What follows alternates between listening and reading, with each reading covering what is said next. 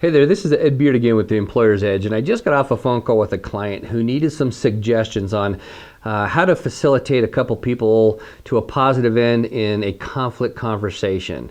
And the way they put it to me is, there always seems to be some kind of a nuance in these conversations that the book just didn't cover, or that the facilitator or the trainer in the conflict conversation type training class, they just didn't cover it. And so how do I work my particular folks through these particular conversations? And, we seem to be pretty effective at that, so maybe I have some suggestions that can help. There's a couple of things to really pay attention to. One is the expectation. If you expect people to meet in the middle, my opinion is you're just going to fail from the start, because people do not have an equal vested interest in resolving the conflict. You could put a person A, who just wants to be a team player and they just want to do everything they can to get through this conversation. You pair them up with someone who doesn't really care about a resolve to this conflict. You think they're ever going to meet in the middle? You're crazy. It's just not going to happen. So don't set the expectation up or have in your mind as a facilitator that people are going to meet in the middle, because rarely do people meet in the middle, because rarely do they have the same equal vested interest in resolving the conflict. Some people don't even care if the conflict ever gets resolved. Some people, the only resolution to conflict is just shut up and go back to work. And how's that person going to meet anywhere in the middle? If you think that's going to happen, it's just not going to happen. All right, so also take a look at, there's two different kinds of conflict that we typically tend to see, and you handle them very differently. One bucket of conflict, one theme of conflict that we see is when people have a collision in values, a collision of behaviors and interests. And the other type is when conflict arises because there's a lack of accountability between or more parties. If accountability is the issue, we're going to handle that in a whole different subject. All right, so let's just focus this particular video on how to help manage conflict where there's a disparity in values, behaviors, and personality. And rolling up underneath that is, what people do and say and how they act in meetings and all that kind of thing. That would roll up underneath this particular kind of conflict. All right. It's important as a facilitator, we find, to have the drivers of the conflict on your radar through the conversation. Here's what I mean by that. Just know the number one need that most individuals have is the need to be right. You and I can disagree all day long. In fact, you could just disagree with this video right now, and that's fine. There's no conflict over that. If I was to sit here and be adamant that I'm right and you're wrong, it's in the I have to be right emotion, right? Ego. That's where the conflict arises. And you have to see that and know when that is in play as a facilitator, because when you see people going down that I am right, I'm better, I'm smarter path, you have to pull them off of that and help them understand the consequences to the organization if they continue on that path.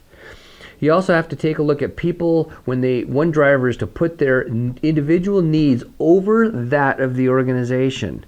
I had a couple of buyers that were in conflict one time. Buyer A used to look at buyer B's numbers before a meeting, and she used to always cite where buyer B was falling down, and she made herself look like she knew her job, but she knew buyer's B job better than buyer B did. And that caused a lot of conflict. She got energized by that conflict. She loved to have that conflict. She's not meeting in the middle anyway. And so don't ever think that that's going to happen here. So the way we resolved that conversation is you had to show her the cost to the organization if buyer B leaves. If buyer B leaves because of a nasty, sour culture that you're creating, and that costs your organization $45,000 to replace her, are you going to pay for that? If you cost the organization $45,000, how is that being responsible? How is that being accountable to the organization? It's not. And so you have to show people when their individual needs of getting energized by that conflict is having a consequence to the organization, and their individual needs, they're putting themselves higher than the organization. The other thing you need to take a look at here too is how low assertive and high assertive people play out. And you do read a lot about this too. Low assertive people just want to get out of the room. High assertive people just love to stay in the conflict. It's fun. Both of those have a consequence to the organization. All right, so these are drivers that we typically see in conflict, and you have to have your radar on for those so you can pull people off those paths, keep them on the correct path. All right, you'll be more successful, we find, if you set up a conflict conversation, a conflict resolution conversation effectively. The setup is more important than the conversation itself.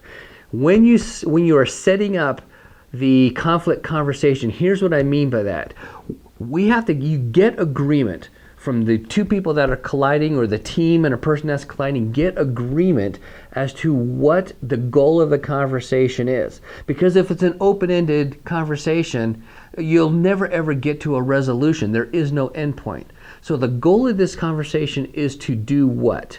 And have people clearly define that. The reason for that is because when they do things and say things that in the conversation that don't contribute to that goal, you can put a stop to it right away, put it on an action item list to take care of later, and keep your conversation on track. Set the goal. Also, you have to define what is a positive outcome for the conversation. It can be different than the goal of the conversation. A positive outcome is defined by what? By we agree? Is it by you are motivated to go back and do your job? It's by I will stay out of your space if you stay out of mine. You got to understand what is the positive outcome of the particular conversation.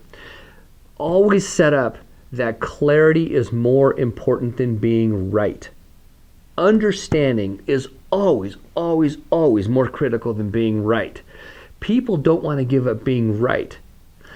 And if I have a big ego, I'm not going to give up being right, because to me, it could be a weakness. That's why I'm not meeting in the middle with you. I'm not going to show that weakness.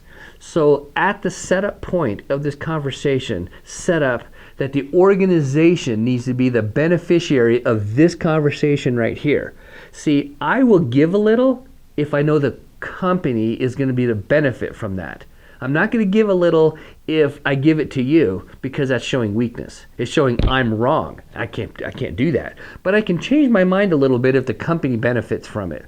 And people will tend to give up being right if the company benefits. They will tend to give up their individual need if the company benefits, because there's no ego involved with that. So set that up at the initial stage of the conversation, is the company is the beneficiary of this conversation right here, not you, not me, not either one of you.